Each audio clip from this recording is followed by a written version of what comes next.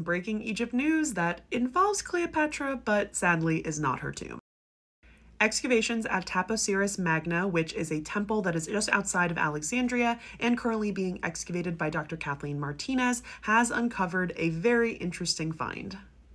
Among the finds are what I believe is being featured in this photo, which is the foundation deposit that was found on the southern side of the temple's enclosure wall. A foundation deposit is essentially a deposit or a burial of usually religious and cultural items at the kind of beginning of the building of the actual temple. Very similar to kind of the cornerstone of a building that is getting built, that is more quote unquote the ceremonial thing that is built first before erecting the entire temple.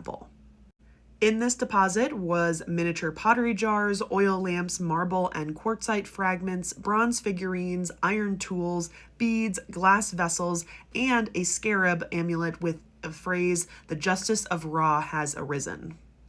One of the more important finds was this small little figurine head of definitely some sort of Ptolemaic princess or queen. Dr. Kathleen Martinez does think this is Cleopatra VII, but there are some other scholars that are disagreeing because she doesn't really look like the typical Cleopatra images that we do have like confirmation that those are Cleopatra.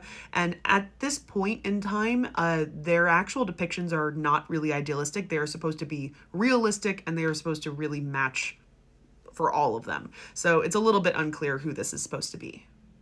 The other one that's really important is this one over here, which is some sort of bust of a king, and he's wearing the traditional pharaonic Nemes headdress, which is definitely dating to the Ptolemaic period, but obviously is kind of embracing some of those Egyptian attributes as well. Some of my favorite things that they found were coins. If you didn't know, ancient Egyptians did not use coins up until more predominantly during the Greek period. There are a couple coins that go in circulation before that, but mainly during the Greek period. And we have quite a few with the image of Cleopatra VII. Here's another one with her face on it. And this really helps because there are not just coins with her face on it, but this helps kind of date the entire deposit to the 1st century BCE, because coins have the face of different rulers and we know the timeline and the reigns of different rulers. So coins are really helpful because they help us kind of figure out the timeline pretty easy. Now, there were many, many more discoveries. I'm sure this has been done over the course of a couple, maybe months, if not a year, but they did mention quite a few different discoveries in different places within the temple. So they also mentioned that they found 20 catacombs were unearthed, along with an underground tomb beneath the ancient lighthouse in Taposiris Magna.